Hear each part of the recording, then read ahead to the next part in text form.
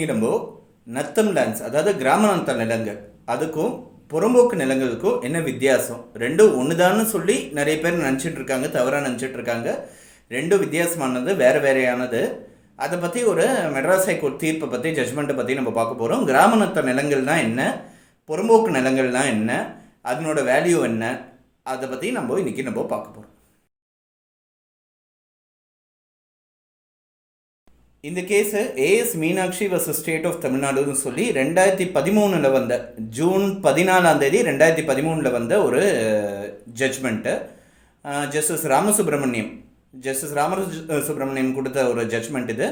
நிறைய பேர் ஃபைல் பண்ண, ஒரு பேட்சில் ஃபைல் பண்ண ரிட் பெட்டிஷன்ஸ், நிறைய பேர் சேர்ந்து ஃபைல் பண்ணின ரிட் பெட்டிஷன்ஸ்க்கு வந்த ஒரு ஜட்ஜ்மெண்ட். இது என்ன ஆயிருக்குன்னா, சென்னை டிஸ்ட்ரிக்டில் புரசைவாக்கம் பெரம்பூர் தாலுக்காவில் ஒரு சில லேண்ட்ஸ் காலங்காலமாக அனுபவிச்சுட்டு வராங்க. நிறைய பேர் அந்த பில்டிங் கட்டிக்கிட்டு அங்கே இருந்துகிட்டு வராங்க. ஒரு ரயில்வே சப்வே வரப்போகிறதுன்னு சொல்லி அந்த லேண்ட்ஸ் எல்லாம் காலி பண்ண சொல்லி, இதெல்லாம் அரசாங்க ஆக்கிரமிப்புகள் அப்படின்னு சொல்லி அவங்களுக்கு நோட்டீஸ் ஒன்று கொடுத்துருக்காங்க. லேண்ட் என்க்ரோச்மெண்ட்ஸ் ஆக்ட் கீழே நோட்டீஸ் ஒன்று கொடுத்துருக்காங்க. அதை அவங்க ப்ரொடெஸ்ட் பண்ணியிருக்காங்க. காலங்காலமாக நாங்கள் இங்கே தான் இருக்கோம், இந்த டைம் அப்போது இவங்ககிட்டேருந்து நாங்கள் வாங்கியிருக்கோம் இந்த நிலத்தை அப்படின்னு அவங்க சொல்லும்போது, அவங்களுக்கு தாசில்தார்கிட்டேருந்து கிடைச்ச கிளாரிஃபிகேஷன், இந்த லேண்ட் எந்த கிளாஸிஃபிகேஷன் கீழே வந்தது அப்படின்னு பார்க்கும்போது சிர்கார் புறம்போக் வில்லேஜ் நத்தம் அப்படின்னு சொல்லிட்டு ஒரு கிளாஸிஃபிகேஷன் கீழே வருது அப்படின்னு சொல்லி, அதனால இது புறம்போக்கு லேண்டை சேர்ந்ததுன்றதுனால இது கவர்மெண்ட்டுக்கு தான் சொந்தம், இது யாரும் சொந்தம் கொட முடியாது, இங்கே வீடு எதனா இருந்ததுனாலும் அது ஆக்கிரமிப்புகள் தான், உங்களுக்கு எந்த விதமான நஷ்டஈடும் நாங்கள் கொடுக்கணுன்ற அவசியம் இல்லை, ரயில்வே சப்வேக்கு நாங்கள் எடுத்த லேண்டுக்கு நாங்கள் எந்த விதமான நஷ்டஈடும் கொடுக்க மாட்டோம் அப்படின்னு கவர்மெண்ட்டோட தரப்பாக இருந்தது.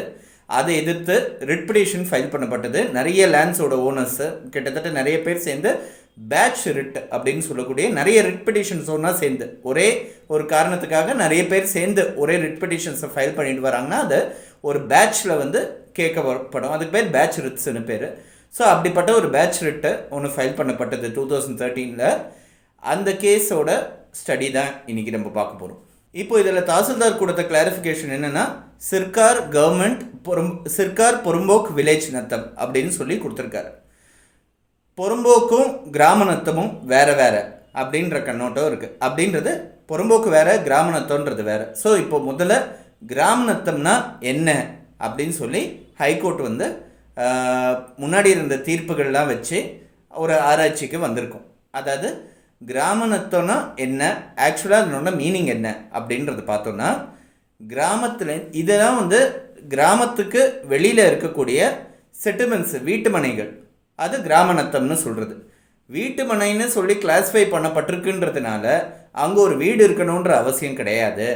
ஒரு இரும்பு வேலை செய்கிறவங்களாக இருந்தால் அவங்களோட டூல்ஸ் அங்கே வச்சுருக்கலாம், இல்லை ஒரு விவசாயம் செய்கிறவராக இருந்தால் அது சம்மந்தப்பட்ட விஷயங்கள்லாம் அங்கே வச்சுருக்கலாம்.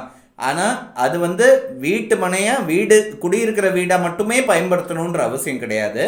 ஆனால் நத்தம் நிலம்ன்றது வீடுகள் இருக்கக்கூடியது. ஒரு கிராமத்தில் வீடெல்லாம் எங்கெல்லாம் இருக்கோ அந்த கம்யூனிட்டி, அந்த இடத்துக்கு பேர் ஒரு நத்தம் நிலம். அதை அந்த இடத்துல வீடு கட்டி இருக்கிறவங்களாம் வீடு கட்டி குடியேறக்கூடிய ஒரு பகுதிக்கு பேர் நத்தம் நிலம் அப்படின்றது பேர். ஸோ இந்த நத்தம் நிலம்ன்றது நத்தம்ன்றது கிராம நத்தம்ன்றது சொல்லுவாங்க. அந்த கிராமத்தை சேர்ந்த வீடுகள், அட்டாச் பண்ணப்பட்ட வீடுகள் அப்படின்னு சொல்லிட்டு சொல்லுவாங்க. அதெல்லாம் ரெவென்யூ கிளாஸிஃபிகேஷனுக்கு வராது. ஏன்னா வீட்டு மனைன்னு இருக்கச்சே அவங்க ரெவென்யூ, அதாவது லேண்ட் ரெவென்யூன்றதை ஒன்றும் கொடுக்கறதுக்கான கான்செப்ட் அப்போது இல்லைன்றதுனால இது ரெவென்யூ கிளாஸிஃபிகேஷனுக்கு வராது. இதுக்கு பட்டாலாம் கிடையாது. ஆனால் இது அரசாங்கத்துக்கு சொந்தமானது கிடையாது. நான் என்னோட வீடு அங்கே கட்டி நான் குடியேறி இருக்கேன், அதனால இது அரசாங்கத்துக்கு சொந்தமான நிலம் கிடையாது அப்படின்னு சொல்லி நிறைய கேசஸ்லேருந்து வந்த உதாரணங்களை வச்சு அதை ஹைகோர்ட் ஒரு கிளாரிஃபிகேஷனுக்கு வந்திருக்காங்க. சரி, புறம்போக்கு லேண்ட்னா என்ன அப்படின்னு சொல்லிட்டு ஹைகோர்ட் பார்க்கும்போது முத்தம்மாள் வர்சஸ் ஸ்டேட் ஆஃப் தமிழ்நாடுன்னு 2006 இன்னொரு தீர்ப்பை மேற்கோள் காமிச்சு, புறம்போக்குன்ற வார்த்தைக்கு, அதாவது புறம்போக்கு நிலம்ன்றதுல புறம்போக்குன்ற வார்த்தைக்கு என்ன அர்த்தம்ன்றதை பார்த்துருக்காங்க. அதில் புறம்னா அவுட் சைட், வெளியே இருக்கக்கூடியது, புறத்தில் இருக்கக்கூடியது, அது புறம்.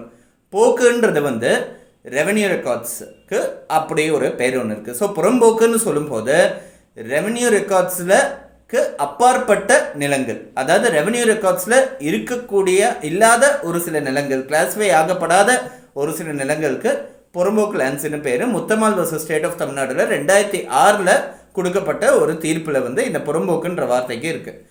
கிராமநத்தம்ன்றது வேற, அது டோட்டலி டிஃப்ரெண்ட் கிளாஸிஃபிகேஷன். புறம்போக்குன்றது டோட்டலி டிஃப்ரெண்ட் கிளாஸிஃபிகேஷன்.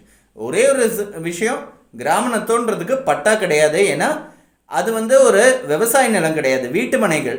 அந்த வீட்டு மனைகளுக்குன்னு தனி பட்டா கொடுக்குறன்றது அந்த கான்செப்ட் இல்லைன்றதுனால கிராமநத்தம், இது நத்தமோட கிராமநத்தத்தோட பகுதின்றதுனால இதுக்குன்னு தனியாக பட்டான்னு கொடுக்கறது கிடையாதுன்றதுனால இது அரசாங்கத்துக்கு சொந்தன்றது ஆகிடாது. ஆனால் புறம்போக்கு நிலன்றது ரெவென்யூ கிளாஸிஃபிகேஷன், அதாவது யாருக்கும் உரிமை கொண்டாடாத ஒரு நிலமாக இருக்குதுன்றதுனால அது அரசாங்கத்துக்கு சொந்தம் அப்படின்றது இருக்குது.